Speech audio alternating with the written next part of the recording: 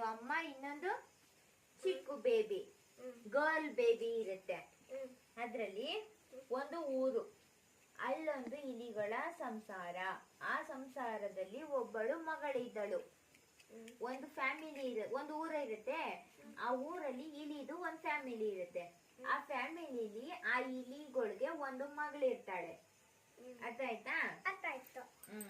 ಮಗಳಿಗೆ ತಕ್ಕ ವರನನ್ನು ಹುಡುಕಬೇಕೆಂದು ತಂದೆ ತಾಯಿ ಇಲಿಗಳು ಯೋಚಿಸಿದರು. ಆ ಮಗಳು ಇಲಿ ಇರುತ್ತೆ ಅಲ್ಲ, ಅದಕ್ಕೆ ಮದ್ವೆ ಮಾಡ್ಬೇಕಂತ ಅಪ್ಪ ಅಮ್ಮ ಯೋಚನೆ ಮಾಡ್ತಿರ್ತಾರೆ. ಅರ್ಥ ಆಯ್ತಾ? ಅರ್ಥ ಆಯ್ತು. ಜಗತ್ತನ್ನೇ ಬೆಳಗುವ ಸೂರ್ಯ ಬಹಳ ದೊಡ್ಡವನು. ಸನ್ನಿಧಾನೆ ಅಲ್ಲ, ಅವನೇ ತುಂಬಾ ದೊಡ್ಡವನು ಅಂತ ಅಪ್ಪ ಅಮ್ಮ ಇಲಿಗಳು ಯೋಚನೆ ಮಾಡ್ತವೆ. ಅವನನ್ನೇ ನಮ್ಮ ಮಗಳಿಗೆ ತಕ್ಕ ವರ ಎಂದು ತಾಯಿ ಇಲಿ ಹೇಳಿತು. ಸನ್ನಿಧಾನೆ ಅಲ್ಲ, ಸಣ್ಣ ತಕೊಂಡ್ ಬಂದು ಬೇಬಿ ಇಲಿಗೆ ಮದ್ವೆ ಮಾಡೋಣ ಅಂತ ಅವ್ರ ಅಮ್ಮ ಇಲಿ ಯೋಚನೆ ಮಾಡುತ್ತೆ. ಅರ್ಥ ಆಯ್ತಾ? ಸೂರ್ಯನ ಬಳಿಗೆ ಇಲಿಗಳು ಹೋದವು, ಮದುವೆ ವಿಚಾರ ತಿಳಿಸಿದವು. ಆ ವಿಚಾರವನ್ನು ಕೇಳಿದ ಸೂರ್ಯ, ನನಗಿಂತಲೂ ದೊಡ್ಡವನು ಇನ್ನೊಬ್ಬನಿದ್ದಾನೆ ಎಂದು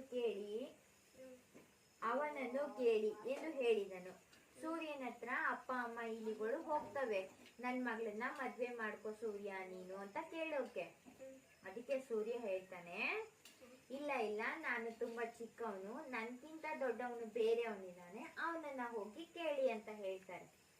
ಓಕೆನಾ? ನೆಕ್ಸ್ಟ್, ಹಾಗಾದರೆ ಅವನು ಯಾರು? ಹಾಗಾದ್ರೆ ಅವನು ಯಾರು ಅಂತ ಕೇಳ್ತಾರೆ. ಅಬ್ದುಲ್ ಕಲಾಂ ಅಲ್ಲ, ಸುಮ್ಮನೆ ಕೇಳಿಸ್ಕೊ ಎಂದು ತಂದೆ ಹೇಳಿ ಕೇಳಿತು. ಅದಕ್ಕೆ ಸೂರ್ಯ, ಮೋಡ ನನಗಿಂತಲೂ ದೊಡ್ಡವನು ಎಂದು ಹೇಳಿದನು. ಎಲ್ಲರೂ ಸೇರಿ ಮೋಡದ ಬಳಿಗೆ ಹೋದವು. ಮೋಡ ಅವನಿಗಿಂತ ಸೂರ್ಯನಿಗಿಂತ ಮೋಡ ದೊಡ್ಡವನು ಅಂತ ಸೂರ್ಯ ಹೇಳುತ್ತೆ. ಅವನನ್ನ ಮದ್ವೆ ಮಾಡ್ಕೋಬೇಕು ಅಂದ್ಬಿಟ್ಟು ಅಪ್ಪ ಅಮ್ಮ ಇಲಿಗಳು ಹೋಗ್ತವೆ ತಮ್ಮ ಮಗಳಿಗೆ ಕೇಳೋಣ ಅಂತ. ಮದುವೆ ವಿಚಾರ ಕೇಳಿದ ಮೋಡವು, ಇಲ್ಲ ಇಲ್ಲ, ನನಗಿಂತ ದೊಡ್ಡವನು ಬೆಟ್ಟದ ರಾಜನಿದ್ದಾನೆ, ಅವನಲ್ಲಿ ಹೋಗಿ ಎಂದು ಹೇಳಿತು.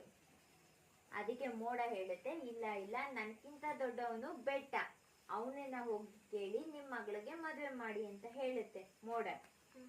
ಅವ್ರೇನ್ ಮಾಡ್ತಾರೆ, ಬೆಟ್ಟದ ರಾಜನ ಬಳಿಗೆ ಇಲಿಗಳು ಹೋಗಿ ವಿಷಯ ತಿಳಿಸಿದವು. ಆಗ ಬೆಟ್ಟದ ರಾಜ, ನನಗಿಂತಲೂ ದೊಡ್ಡವನು ಮತ್ತೊಬ್ಬನಿದ್ದಾನೆ, ಅವನೇ ಇಲಿರಾಯ, ಅವನಲ್ಲಿಗೆ ಹೋಗಿ ಎಂದನು.